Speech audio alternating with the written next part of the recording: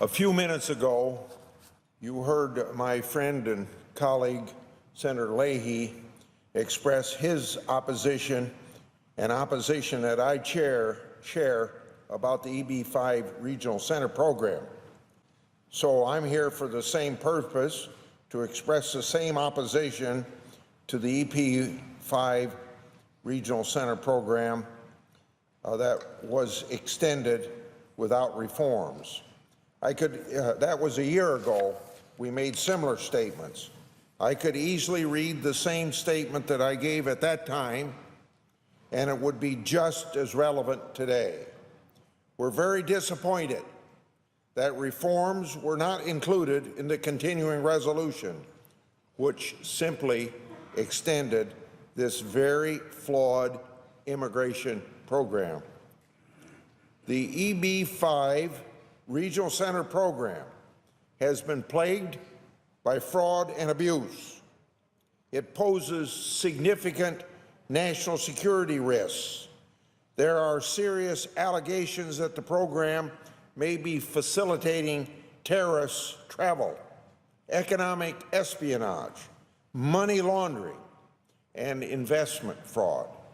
Yet, considering all those things, the continuing resolution before us fails to include much-needed reforms. So, after a year, we have yet another missed opportunity. The chairs and ranking members of the House and Senate Judiciary committees have agreed on a package of reforms. We have worked in a bipartisan and bicameral fashion. We have agreed, all four, on every aspect. We instituted compliance measures. We instituted background checks. And we instituted transparency provisions.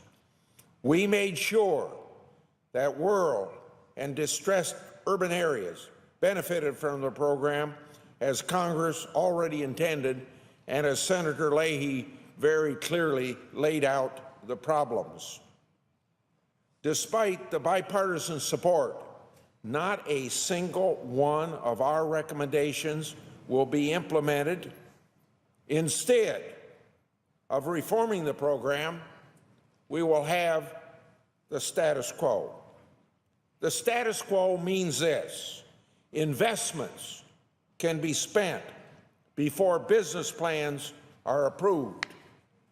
Regional center operators can charge excessive fees of foreign nationals in addition to their required investment. None of the jobs created have to be direct or verifiable jobs. Rather, they are indirect and based on estimates, not knowing for sure if there's jobs created, or based upon economic modeling. Again, not knowing for sure if jobs are created. Investment funds are not adequately vetted. Gifts and loans from anyone are acceptable sources of funds from foreign nationals. There's no prohibition against foreign governments owning and operating regional centers or projects. Regional centers can be rented or sold without government oversight or approval. Regional centers don't have to certify that they comply with securities laws. There's no set of sanctions for any violations. In other words, no recourse for the bad actors. There are no required background checks on anyone associated with these regional centers. The investment level is lower than Congress ever intended. Gerrymandering continues, and rural and urban distressed areas then lose out. Site visits or even audits are not required. There's no transparency on how funds are spent, who is paid, and what investors are told about the projects that they're investing in. The preferential treatment we have seen in the past is enabled without a strict code of conduct rules. Now, that's just some of the things that are wrong. So, the four of us on the two committees in a bicameral and bipartisan way tried to address awareness and to have process for dialogue leading to reform. My committee held 2 hearings this year. The House held 1. Staff met with very interested stakeholders that asked, and we offered more concessions than we did last year. To top it off, we were ready to provide even a 6-year reauthorization. This would have provided long-term stability for investors and regional centers.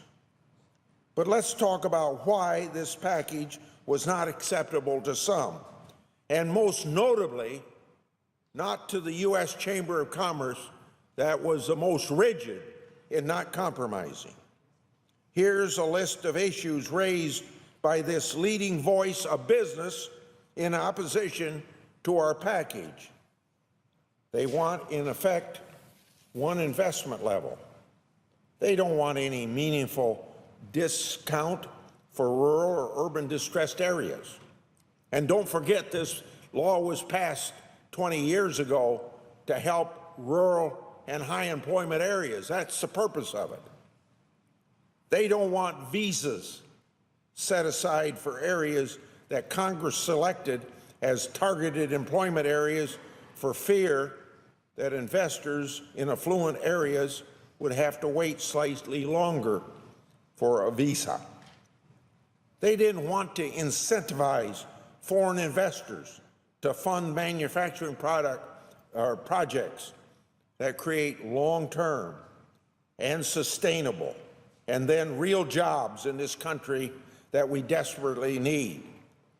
They wanted to make it harder for rural areas to qualify at a discount investment level, even though it's common knowledge that small and rural communities have a harder time attracting capital. They wanted certifications and compliance measures to be delegated to the agency. They did not want Congress to dictate transparencies and reporting requirements. And we must remember, our job is to legislate, not to delegate. Delegating authority to the executive branch on this program would result in more of the same, because even by the departments in charge, there's very little oversight or monitoring now, even if it might be required by law, but not enough of it is required by law. That's why you get away with all this stuff. The chamber didn't like a provision saying a foreign national had to be 18 years old to invest and obtain a green card through the program. They would like children as young as 14 to be able to make these major financial decisions and invest up to $1 million, a 14-year-old to do that. They wanted restrictions on where investor funds came from lifted. Our package limited a foreign national from taking out a questionable loan or taking gifts from unknown sources. And one way to find out what's wrong is to follow the money. We wanted to be sure that those investing were doing so because they obtained funds lawfully. The Chamber of Commerce wanted no such restrictions.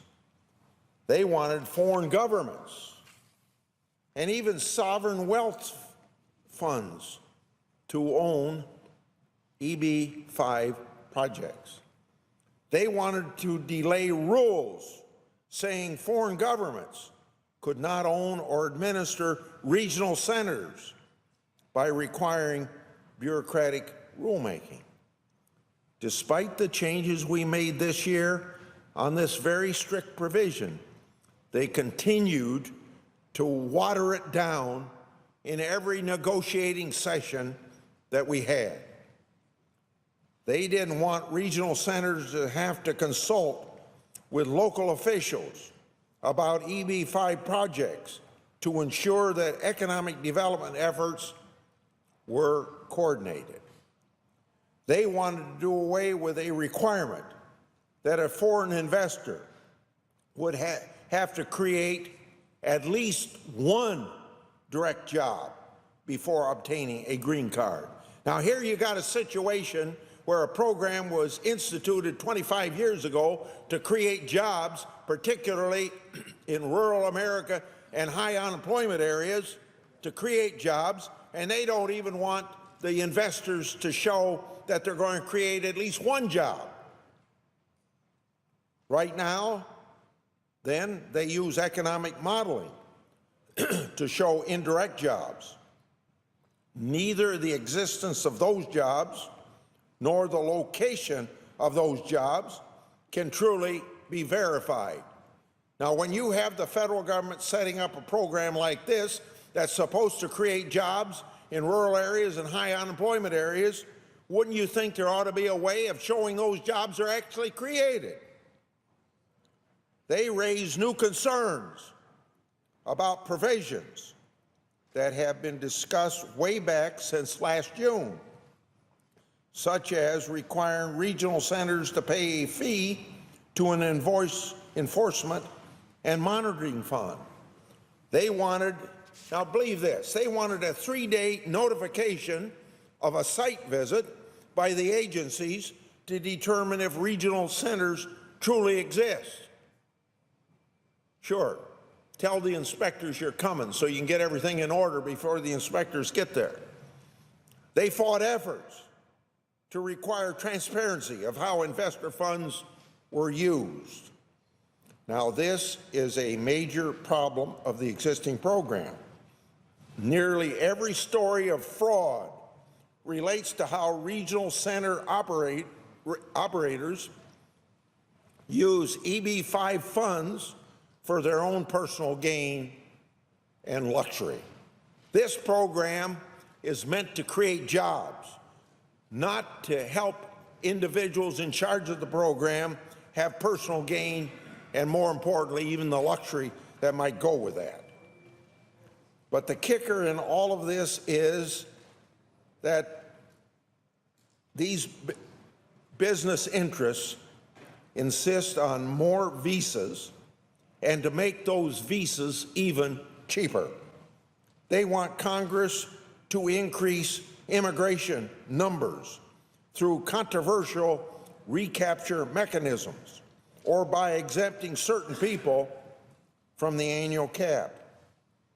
The pro-EB-5 groups want more visas for an already faulty program, which makes more money and puts more money in their pockets. On top of that, they ask us to make the visas cheaper than it is even under current law. I, of course, refuse to do that. I refuse to go below the $1 million level that's been in law since 1990. The demand for visas is there.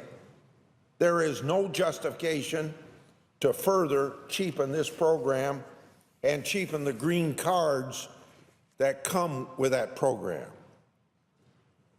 We will have 5 months until we are faced with another reauthorization, because that's how far this continuing resolution goes. In that 5 months, I expect that proposed rules changing the investment level and stopping gerrymandering will be published by the end of the year by the Obama administration. And I will support those proposed rules. I will be asking the new Trump administration to keep those new regulations and build off them. Now, in regard to the new administration coming in, they've took a very strong position on various immigration issues. And in taking that position, I would expect them to consider very closely the fraud and the misuse of the EB-5 program. And when this administration sees things wrong with it, and they can correct those things that are wrong with it through regulation, those regulations are some that should be backed up very solidly by the new administration coming in. Now, next year, we'll have to start over again. So, as you heard Senator Leahy speak about this, and you know, his feelings and mine are very similar, and I've already referred to the House Judiciary Committee. We will continue to work in a bipartisan and bicameral way to ensure this program.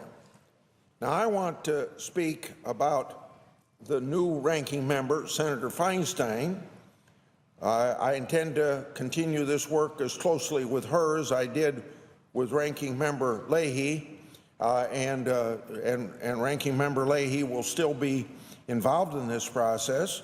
I want to point out that she's not a fan of this program at all, and she's been very vocal about closing this program down because of all the fault we find with it, whether it's fraud, or whether it's misuse of the program, or whether it's possible terrorist activity taking advantage of it, or whatever national security reasons, all of those. And some of these have been pointed out by law enforcement agencies at the federal level. So I want everybody to know that change is coming. Now, I've always wanted to reform the program, but I'm not sure that the industry will ever come around.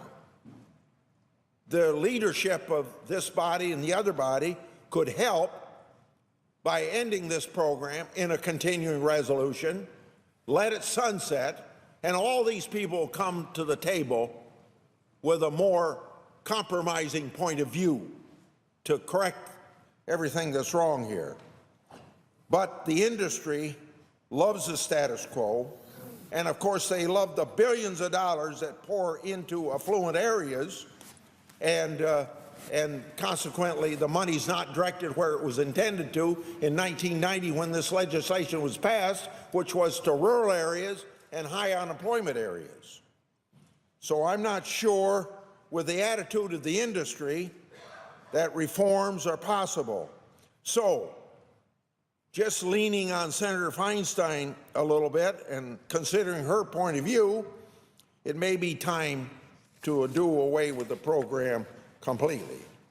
I said that same thing a year ago, and I repeat, maybe we should spend our time, our resources, and our efforts in other programs that benefit the American people, as opposed to benefiting the well-heeled and the well-connected.